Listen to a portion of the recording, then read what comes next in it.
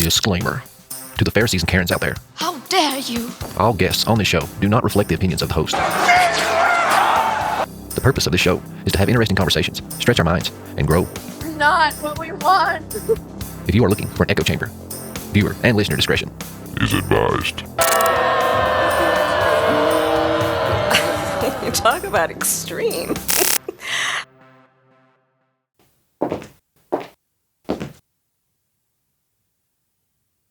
What is happening and what is up? Hold out your glass, because we're about to fill it up. Torches high. You know, look at it from a different perspective.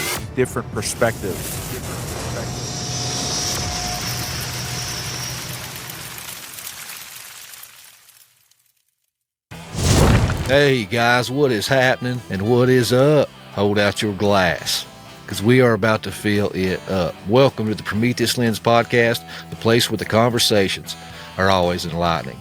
I'm your host, Doc Brown, and here we like to use the allegory of the Prometheus Lens to take a second look at everything. Well, hey guys, if you're new to the channel, welcome to the hero's journey. Be sure to hit that like button and hit that subscribe button. Down below, we'll have our banner with all of our various social medias on their various platforms. If you could go check those out, man, I would greatly appreciate it. And be sure and flick that bell so you don't miss out on a single journey with us. Hey guys, now, with all that out of the way, but I do want to say, if you're listening on Apple, Spotify, any of those establishments, and you've not given us a 5-star review, please do so. That is the podcast currency, and I would greatly appreciate that. And I know, up front, ads suck, but for $4 a month, you can bypass those ads and get an ad-free listening experience, 48-hour early access to all episodes, and many other great features that helps the show. But hey guys, let's dive into the meat of the matter. I got a gentleman on once again that I know I say it every week. It's going to be a great conversation, a killer conversation, but that's because I mean it every single week. I'm not just blowing smoke, guys, okay? But I've seen this guy's reels and stuff for the past couple of years and caught a lot of clips of him, and I always thought that this man would be a great conversation. So I finally manned up. You know, I built up my courage. You know, my old man told me 5 seconds of courage can change your life. So I reached out, I took a swing at the ball, and the man was like, man, I would love to come on your show. I'm such a huge fan. No, I'm kidding about the fan part. But I'd like to welcome to the show for the first time, hopefully the first of many times, Brian from Demon Erasers. Because I studied the occult and I studied witchcraft and stuff just to know. And I didn't, I put pieces together. And then I also eventually went into conspiracy stuff. And I always studied the Nephilim from the beginning. I was a Nephilim. I studied it my whole life just because I had an experience where I saw a demon as a child, freaked me out. And then I was like, what is that? And then I asked a bunch of questions. Pastors couldn't give me answers. They told me it was a demon. I was like, that's stupid. It just stood and looked at me. It didn't attack me. It didn't scare me. It just watched me. Why you said demons are evil? I'm like, I would have never gone to church had I not seen this thing. So kind of counterproductive demon. And so, my perspective was just this is silly. So I had to study it. And then as a child, I started studying. And then I came across the book of Enoch and been reading it since I was a child and really looking into this stuff and studying it. And that's how I became a demonologist, really was trying to understand the demons and the demonic realm. But again, I thought it was fairy tales because when you read the text and the old occultic stuff, you don't realize how real it is always. It's it's just they write it in such a way that it seems like it could be metaphorical in some capacities, a lot of it, and you're just they keep it hidden. It's occultic for a reason. Okay, it's hidden. Yeah. That's why so even when you read the stuff that they put out and the things that they have, it's still hidden. It's still you got to read between the lines. And so when you really do read between the lines, you understand how they operate, how the witchcraft operates, how this stuff functions. Every conspiracy makes perfect sense. Everything comes together. And so I feel like demons are the missing piece to the understanding the world that we're existing in right now, the biggest missing puzzle piece. And understanding the occult and witchcraft. I just run a podcast talking about witchcraft a lot because a lot, again, people don't understand how spelling works. It's called grimoire from grammar. Okay, that's our word grammar comes from grimoire, which means witchcraft. That's the old word. Books of witchcraft were kept in grimoires. Okay, and your your program. You watch the program. It's program. It's programmoir. It means for witchcraft. Okay. Like, and the people on the shows that you watch, we call them the cast because they are casting the spell on you when you watch it. Mm-hmm. Like, it's called spelling. People don't understand what spelling is. Hollywood wand. Yeah, it's the wood. It's the wood that witches craft their wands and staves out of. And Bel Air is where is another name for the devil, by the way. It's Beliar, where we get the word liar. It comes from Beliar, Belair, Belhor. These are names of Satan. And like, you can just type in Bel Air devil name and you'll see a Wikipedia page with Bel Air's name and all his other names that he goes by. And it's like, this is witchcraft is hidden under the guise of plausible deniability. Bro, it's so bad. And it's demon possession. Demons will manifest. They'll take over a person's body, do terrible things, and the person regrets their decision their whole life. And they're so screwed up from it. Okay. Like, people are like, PTSD isn't always just about the stuff that they've seen. It's about the stuff they've done. Okay. Some of it's criminals, how many criminals went to prison. And then after everything's said and done, they're like, I don't know why the hell I did that. I don't know what I was thinking. They don't know. It's not they don't even realize it. It's demon possession, bro. Demons love trauma. They love war. It's a time for them to get out their frustration and aggression. So they create these things. This is why wars exist. This is why all this stuff exists. They want more trauma spaces, more damaged, distraught, emotionally tortured individuals to have more vessels that they can control. That's literally how they do it. They make. Well, Brian, what's your opinion on the whole the AI, the transhumanism AI movement? I know a lot of people theorize that these could be like meat suits or technological suits, possibly for these demons to inhabit. What's your thoughts on it? When it comes to AI, it's a very interesting realm. In the book of Enoch, it talks about how men will not be held accountable for the technologies that the angels teach them. Actually, it mentions something according to this line. So like, we're not held accountable necessarily for the witchcraft stuff that we have been, brought into. We're not going to be like condemned for being involved in using some of this stuff to some capacity. Okay. But this is why the Amish don't believe in technology. You know what I mean? Like, they don't believe in it because they believe it's like satanic, which probably they're right. like when you really look into it, you're like, the Amish might have been right the whole time, which is funny because you're like, at first you're like, oh, that crazy group of people. Like, now I'm like, maybe I should join them. But anyways, the technology stuff is demonic. It is satanic. And they're absolutely right. And like, maybe it was even given, the technology for the microchip was probably given to us by fallen angels, like almost guaranteed. Okay. Like, a lot of our technology we have today was given to us by human sacrifices that were made to the gods. And then the gods showed up and gave them dreams and visions and gave them understanding and gave them technology. It's the same story that's been happening forever and ever. So they make humans, we make human sacrifices. We kill a bunch of humans. we prove that we are godless, empty, void thing. And then all of a sudden, boom, demons show up and they say, well, what do you want for your gifts? And then they give us this understanding. This is where we got like the atomic bomb. This is where we got like rocket technology from Hitler, who was doing like human sacrificing rituals, guys. He wasn't just like killing people. He was sacrificing people. And for those that don't know, look up the definition of the word Holocaust. Okay. It doesn't mean an event that was so terrible in time. It means a sacrifice. That's what it means. Okay. That's the actual definition. He was sacrificing people to get technology and understanding. He was doing it the whole time. He figured out the Babylonians did it. The Aztecs did it. The Incas did it. All of the people where there was pyramids did it. Okay. They all of the people practiced human sacrifice. You think human sacrifice is like right now, human sacrifice, such a stupid idea to us, right? Like saying that idea to you. That's because we are ignorant of what it was for, the purpose of it. Okay. The elite understand that purpose. And that's why they were doing it. Okay. It was for the purpose of satisfying demonic entities, and they would break into a spiritual realm at that point of murder. Okay. So this is like, and murderers talk about this kind of stuff, about how they get high, these weird connective high feelings when they kill people. You can look up some murder crazy stuff, bro. They figured out killing people evokes spirits. It evokes demons. Okay, demons can smell things. They smell blood. They smell blood. They smell rot and death and decay. They smell this stuff, bro. You can evoke a demon with these type of things. That's what they're attracted to. Okay, black mold, rotten, pee, like defecation. Like, bro, they know where they can smell that stuff, dude. And they show up. And so people figured out, hey, if we kill some humans, we'll get demons to show up. And so they did that. And then they asked them questions and got technology and understanding. This is the same story. It's been going on for centuries. Human sacrifice brings technology. And that's where we got. And that's what the elites are doing. That's what all the owners of all the cigarette companies are doing to you. Every time you smoke a cigarette, you're a human sacrifice.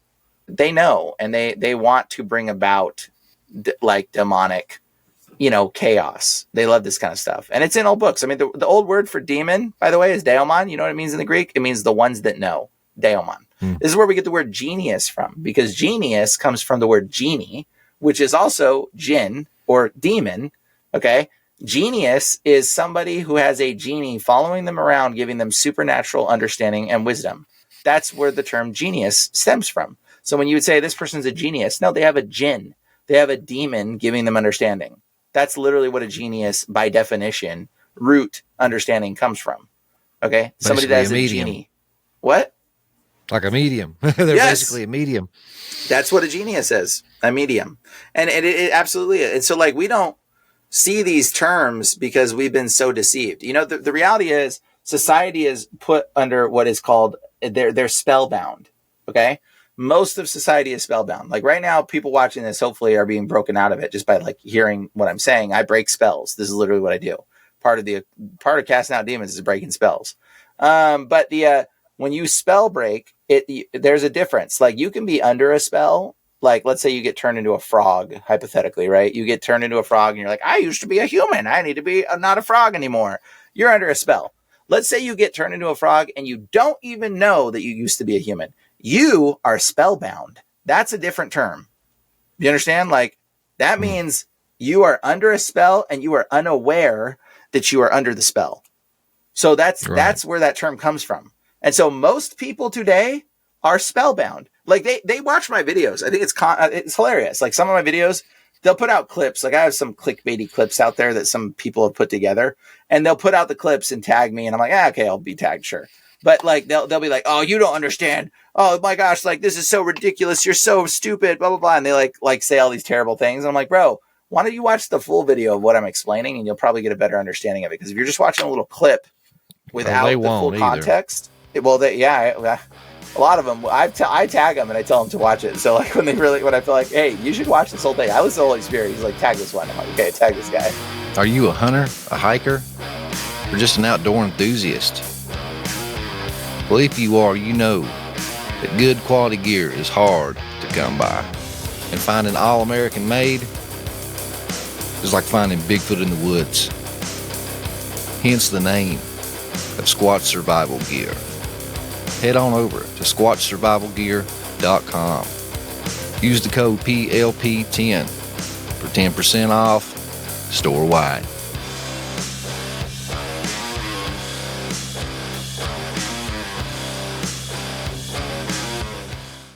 Hey guys, it's no secret that every single day your dollar loses its value. If a man invested $1,000 in silver in the 60s, today that same $1,000 would have magically turned into almost $30,000. Silver and gold only continues to increase in value. If you have a 401k or money sitting in savings, that is just a number in a computer system that is one EMP or hack away from being deleted forever. I have recently teamed up with Cornerstone Assets and Metals and started investing in gold and silver myself. And I highly encourage the listeners, if you have money in savings just sitting there, invest it in hard, tangible assets. The same thing with your 401ks. Take a 20 to 30% cut of that 401k, that number in a computer system, and invest into hard, tangible assets that is proven to only increase in value. Be sure to check out the link in the description or the number on the screen, and be sure to tell them that Doc Brown from Prometheus Lens sent you. Torch is high, guys. And I was shown another dude who was polyamorous, and I saw how his lifestyle was.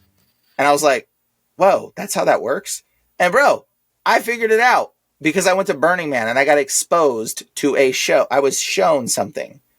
And I became polyamorous for like 7 years because I was exposed to this witchcraft. I was exposed to this perversion, to this understanding. Okay? And that exposed me and made me begin in that. The demon that was in that guy jumped onto me, bro. That demon moved. I got infused with that same entity. And I recognize it.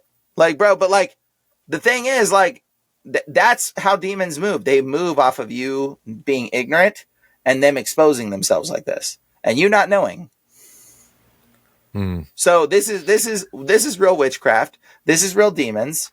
This is how it works. There's a whole nother aspect to this. I'll have to bring my friend Jerry on to talk about it when it comes to the psychological aspect. When we talk about hypnosis and we talk about the mind and we talk about how demons move in the mind. You know, this ends up being, I guess we're just talking about, you know, witchcraft today, but in the occult. But I mean, this is important to know. Like, you need to know this stuff, because if you don't know this stuff, you're liable to be subjected to it. Because anything you watch, people need to be shown the other side. Yeah, they do. They need to be knowledge. It says, "My people perish because of lack of knowledge." Amen. You need to be told. You need to be told and given knowledge and understanding of this. You know, and so, like, I'm telling you right now that it is witchcraft. Every show you watch is witchcraft. Every movie you watch is witchcraft. They are programming you, preparing you for magic, preparing you for witchcraft. Program. They are channeling things into you. Channel. Remote viewing, remote control. Like, what? Like, come on. Like, the terms are right in front of your face. Every term in the media, mediumship, is literally witchcraft terms. Okay? Your screen. We call it the screen, or a black mirror. Do you know what a black mirror originally was? It was from an act of mirror, mirror on the wall. Who's the fairest of them all? That's a black mirror. Okay? A black mirror is a scrying. They call it scrying. This is where we get the word screen from. Comes from the word scrying. Do you need to fix that? I mean, we can just let we'll just keep. I got one. We'll keep going. We'll keep going. I'll phase in and out eventually. Yeah, you'll turn it on, and they'll be good. Yeah. But this is the word scrying comes from. Scrying or screen. It literally comes from the root practice of witchcraft, where they would stare into obsidian black discs or mirrors or water or pools and get telling visions, lie visions, lying visions. They're telling you it's a lying vision. They're telling you it. Lie vision. It's like, yeah, it's literally right there. But like, people, I mean, you see these words and you're like, oh, Brian, that's crazy. Oh, that's a coincidence. Oh, you're just exaggerating, bro. You're just I don't know if I can believe that.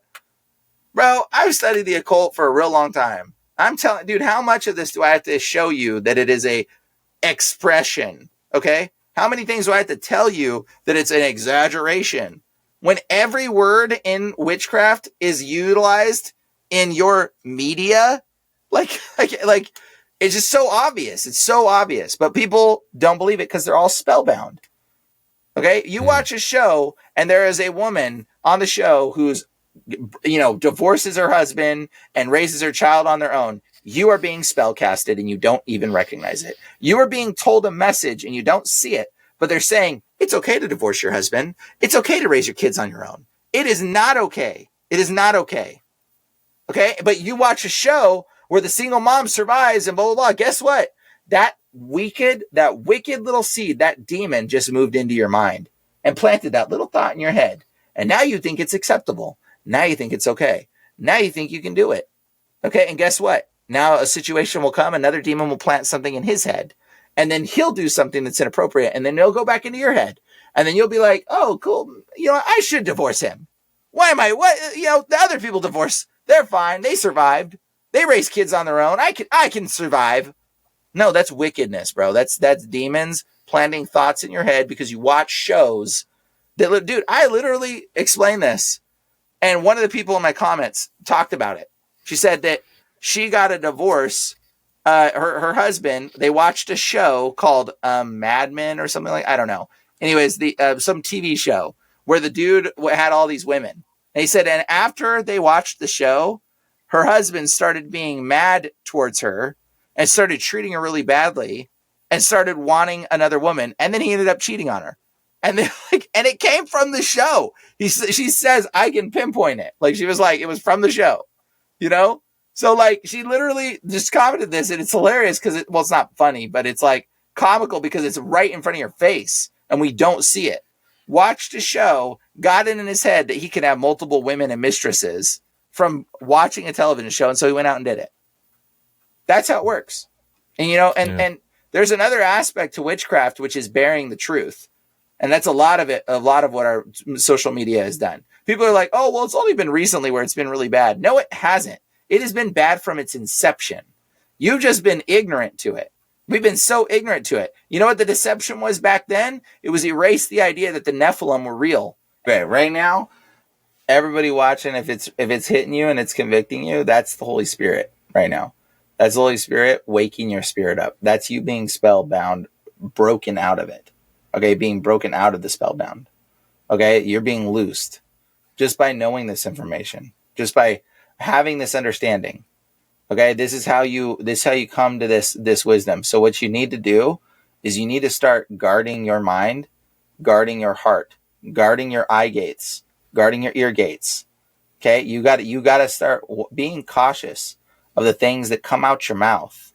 Okay, the things that you participate, the things that you observe.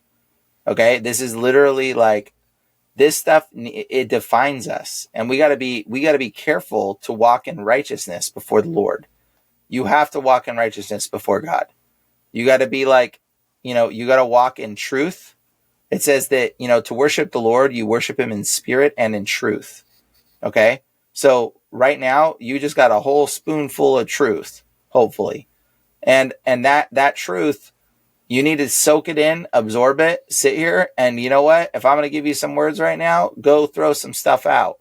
If I was to give you a word of advice, the things in your heart that you're like, dude, I realize that I got a bunch of occultic things that have been manipulating me. Maybe it's time to delete some stuff. Maybe it's time to throw some things out. Maybe it's time to burn up some idols. You know, like this is what the Lord has called us to. You know, and it says, like in the second commandment, it says, make no image of the form of anything in heaven above and earth beneath it and the waters below. Like, we have a lot of idolatry in our life and we don't even recognize what that is. Like, okay, so maybe pray about some things that you need to get rid of. You know, cleanse your house out, cleanse your heart out. You're supposed to walk in righteousness. You're not a dirty Christian. You're supposed to be a righteous Christian. Okay. There is no such thing as a dirty Christian. All right. You can't just be, I'm a Christian who's a little rough on the edges. Like, that's nonsense. You can't do that. You got to be righteous before the God. It says, be righteous as I am righteous. Okay. That's what Jesus said. Be holy as I am holy. Like it says, we are to be made and conform to his image. It means resemble Christ. So if there's things that you feel convicted about, I'm going to tell you right now, get rid of them. There's things you feel convicted about that you are like, I don't know if I should have that. Or I don't know if I should do that. Stop it. Stop doing it. Stop now. Your heart, I don't need to tell people like what to do. Like, I don't need to tell people, oh, you should not do this. You shouldn't do this. You should do that. There's no rule book, by the way, because Jesus came not to abolish the law, but to fulfill it. So when something's fulfilled, what's that mean? It means it's done. There is no law that you have to live by, but you know what you do have to live by? Jesus says it's the law that's written on your heart. So if you know something in your heart to be not good, you need to keep your standard to that not good.